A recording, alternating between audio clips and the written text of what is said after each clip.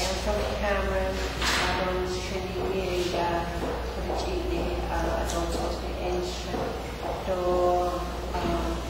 manage it upon a bashishing and Navajo Nando so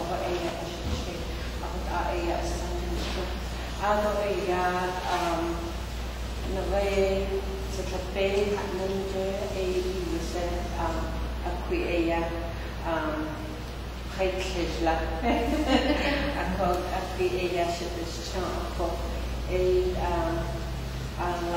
like I said earlier this morning that I was born on the reservation, but I was raised off the reservation.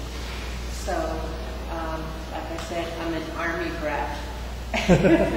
So I was raised in Belmont, which is 12 miles west of Flagstaff, and my parents met there at a young age and had a family, and I've got 11 other siblings besides me, so I'm number 2 out of the 12. So I guess a long time ago, that's how our families were, come from big families. Okay, I work with the Navajo Nation Special Diabetes Project. Like Tina said, I was in the health field for, since 1984. I applied with the CHR program, and I was working under that program for a long time. And then just about a year ago, I transferred over to the Navajo Nation Special Diabetes. And our project, what we do is teach on diabetes and the cause of diabetes, the inheritance, how diabetes is passed on from one generation to another is by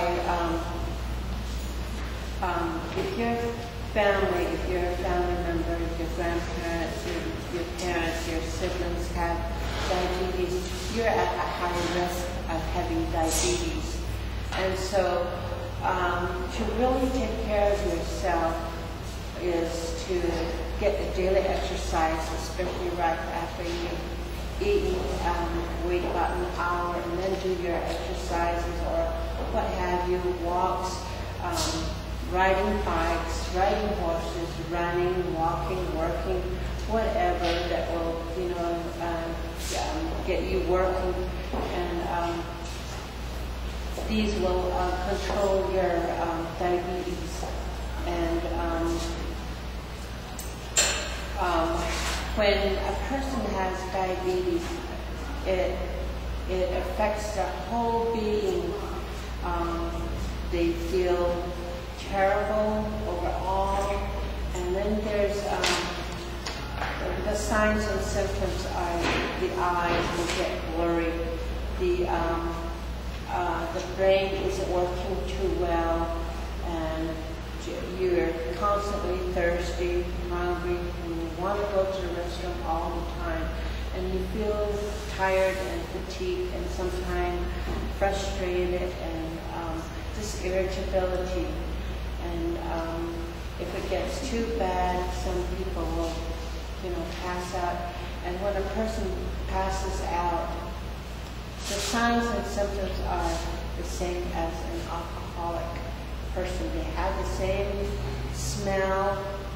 They slur when they're talking. They're not, the way they talk, they're kind of like, not knowing what they're doing, and they can stagger when they're walking. All the signs of an alcoholic person, same signs, same smell, same breath. So those are the symptoms. And then to control your diabetes, you need to, eat right, get your exercise daily, especially when you're at a really high risk. That's a time when you need to really take care of yourself. Okay, and then there's several types of diabetes.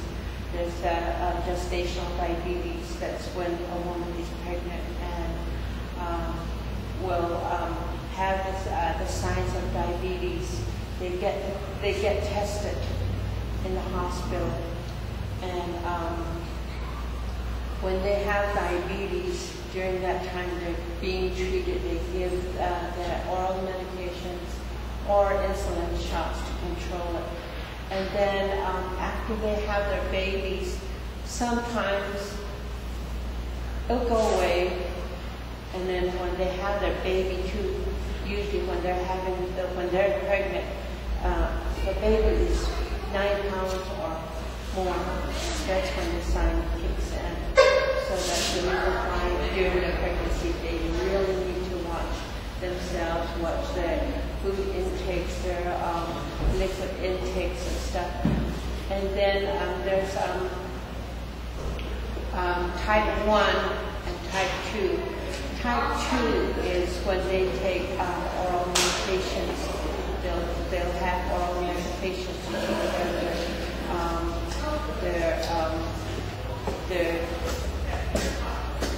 their diabetes.